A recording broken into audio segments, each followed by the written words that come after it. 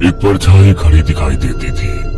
उसके बाद से हर रात प्लेटफॉर्म नंबर 3 पर कुछ अजीब घटनाएं होने लगी, लेकिन अजय इन बातों पर विश्वास नहीं करता था। उसके लिए ये सब बस अफवाहें थी।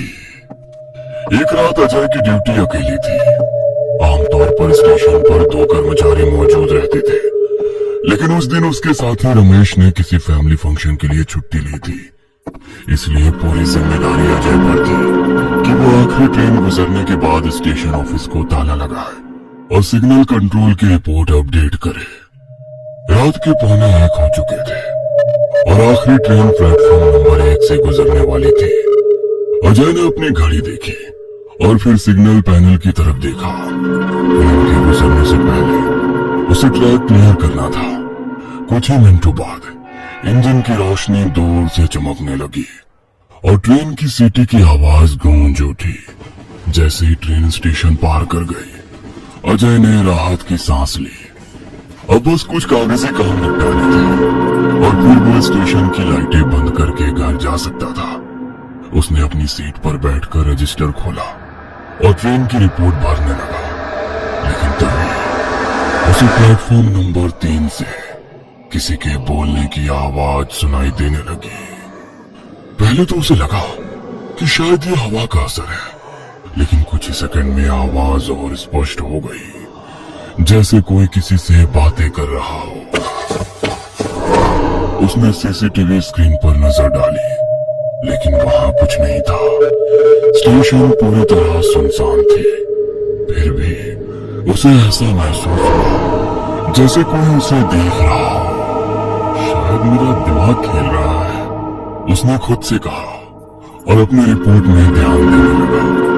लेकिन जैसे ही उसने स्टेशन की लाइट्स बंद करनी शुरू की, प्लेटफॉर्म नंबर 3 पर एक परछाई दिखी। वो एक आदमी की आकृति थी जो बिल्कुल स्थिर खड़ा था। अजय ने टॉर्च उठाई और बाहर जाने का फैसला किया, लेकिन जैसे ही उसने प्लेटफॉर्म की तरफ कदम बढ़ाया, हल्की ठंडी हवा उसके चेहरे से टकराई। इतनी ठंड कहां से आ गई? उसने सोचा।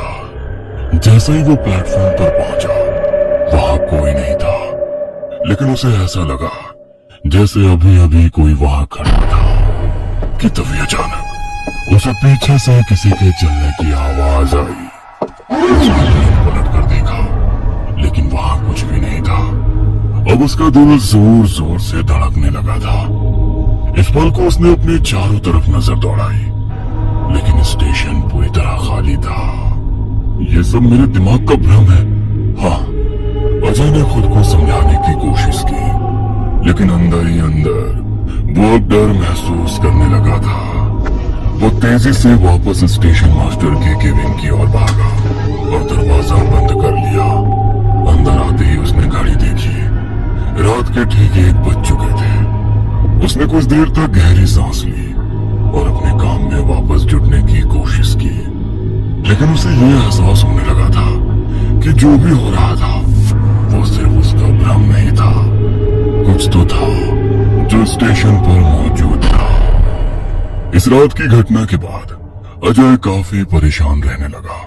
उसे यकीन हो गया था कि जो कुछ भी उसने देखा और महसूस किया वो सिर्फ उसकी कल्पना नहीं थी। उस रात के बाद से वो ठीक से सो नहीं पाया।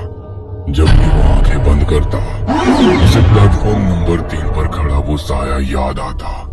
अगली शाम ड्यूटी के दौरान अजय ने अपने साथी रमेश से इस घटना का जिक्र किया। रमेश, कल रात कुछ अजीब हुआ था। प्लेटफॉर्म नंबर 3 पर कोई खड़ा था, लेकिन जब मैं पास गया तो वो गायब हो गया। मैंने किसी की आवाज भी सुनी। रमेश ने हंसते हुए कहा। अजय, रात की शिफ्ट में अकेले होते होते तेरा दिमाग खराब हो गया है। नहीं यार, मैं मजाक नहीं कर रहा। कुछ तो है वहाँ। तू भी तो यहाँ काफी वक्त से काम कर रहा है ना? क्या तुझे कभी कुछ अजीब नहीं लगा? रमेश थोड़ी देर तक चुप रहा, फिर बोला।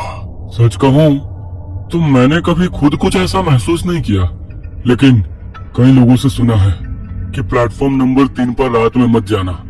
मैंने इसे अफवाह समझकर कभी ध्यान नहीं दिया।